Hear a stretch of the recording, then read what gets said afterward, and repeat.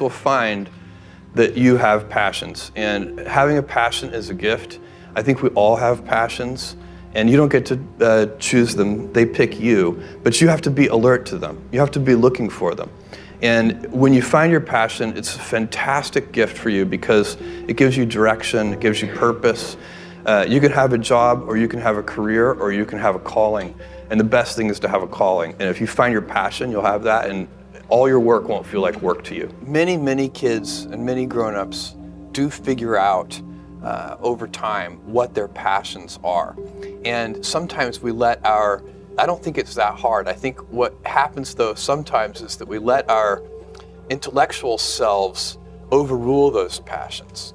And so that's what needs to be guarded against. My job, one of my jobs as the leader of Amazon, is to encourage people to be bold.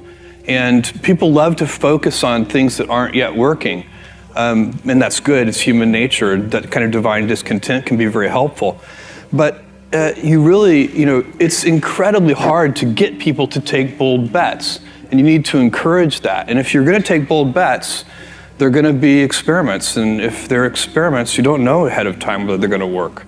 Experiments are by their very nature prone to failure, but a few big successes compensate for dozens and dozens of things that didn't work.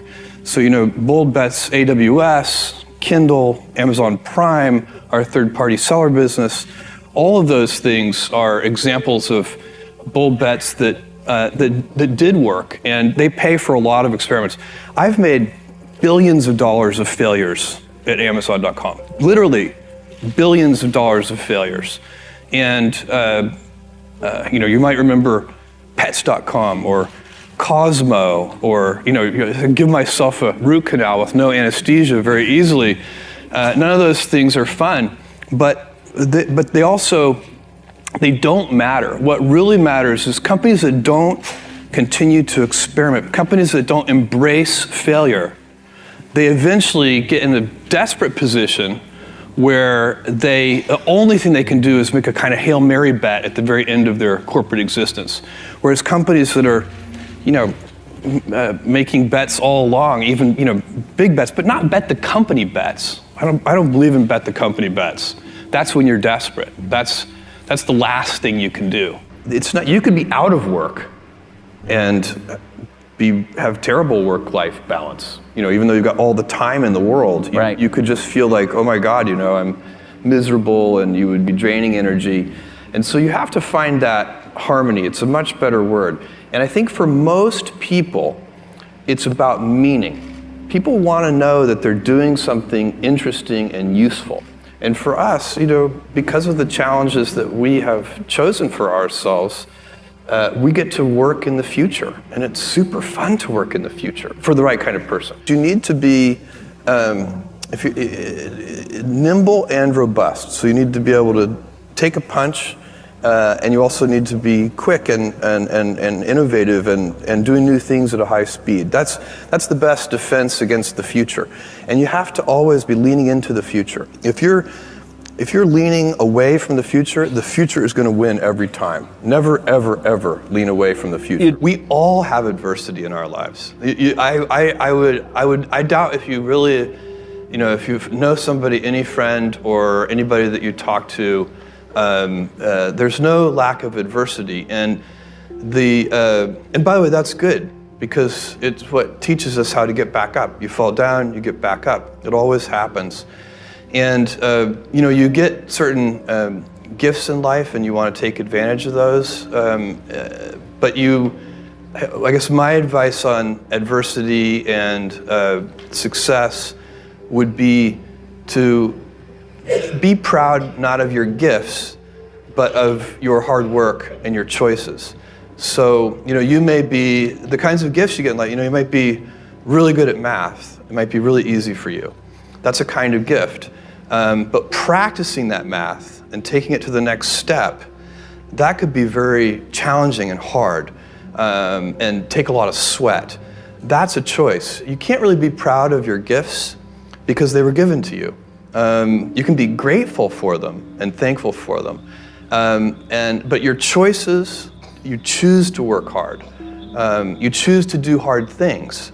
Those are choices that you can be proud of. Being an inventor requires, because the world is so complicated, you have to be a domain expert. I mean, in a way, even if you're not at the beginning, you have to learn enough so that you become a domain expert. But the danger is once you become a domain expert, you can be trapped by that knowledge. And so inventors have this paradoxical ability to have that 10,000 hours of practice and be a real domain expert and have that beginner's mind. Have that look at it freshly, even though they know so much about the domain. And that's the key to inventing. You have to have both. And I think that is intentional. I think all of us have that inside of us, and we can all do it, but you have to be intentional about it. You have to say, yeah, I am going to become an expert, and I'm going to keep my beginner's mind. You can't skip steps. You have to put one foot in front of the other. Things take time. There are no shortcuts. And but you want to do those steps with passion and ferocity. It's easy to have ideas. It's very hard to turn an idea into a successful product. There are a lot of steps in between, and it takes persistence, relentlessness. So I always tell people who are, who think they want to be entrepreneurs, you need a combination of stubborn relentlessness and flexibility. And you have to know when to be which. And basically you need to be stubborn on your vision, because otherwise it'll be too easy to give up. But you need to be very flexible on the details, because as you go along pursuing your vision, you'll find that some of your preconceptions were wrong, and you're going to need to be able to change those things. So I think taking an idea successfully all the way to the market and turning it into a real product that people care about and that really improves people's lives is a lot of hard work. Don't try to chase what is kind of the hot passion of the day.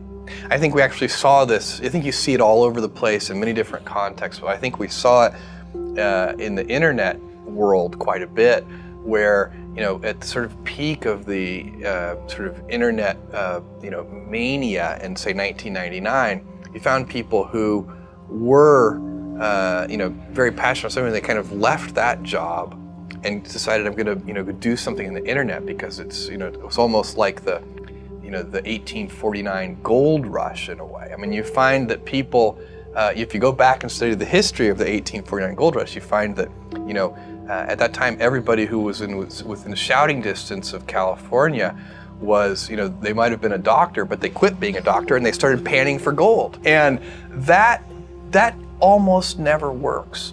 And even if it does work, according to some metric, financial success or whatever it might be, I suspect it leaves you ultimately unsatisfied.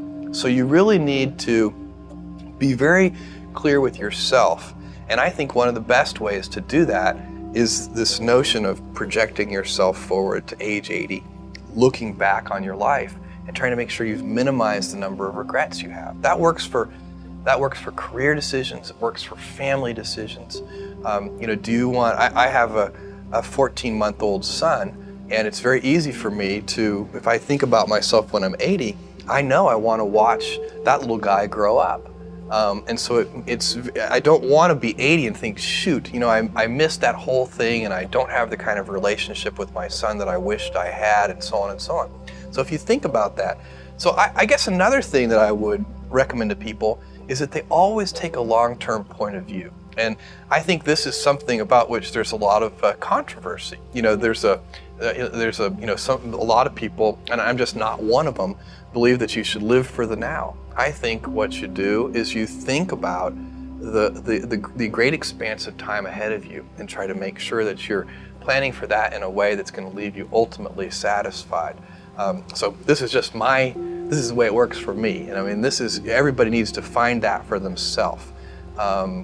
So I think there are a lot of paths to satisfaction, and you need to find one that works for you.